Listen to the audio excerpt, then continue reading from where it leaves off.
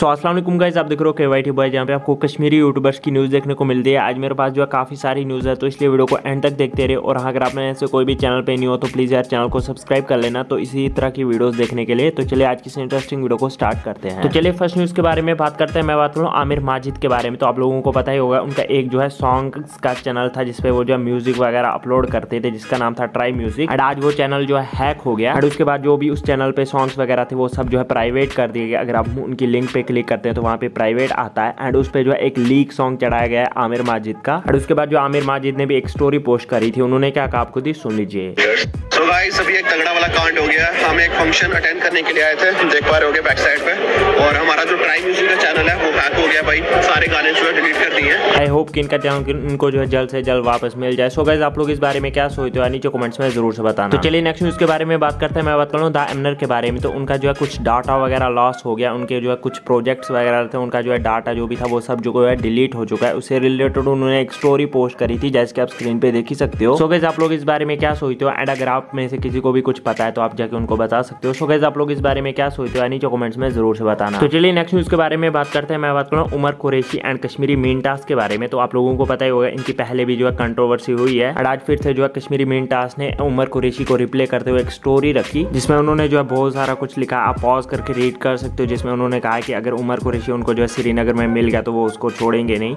और भी आप रीड कर सकते हो। सो गाइस आप लोग इस बारे में क्या सोचते हो नीचे कमेंट्स में जरूर से बताना। और बस यार आज की वीडियो में इतनी न्यूज़ मिलता है नेक्स्ट वीडियो में, तब तक के लिए take care and bye bye.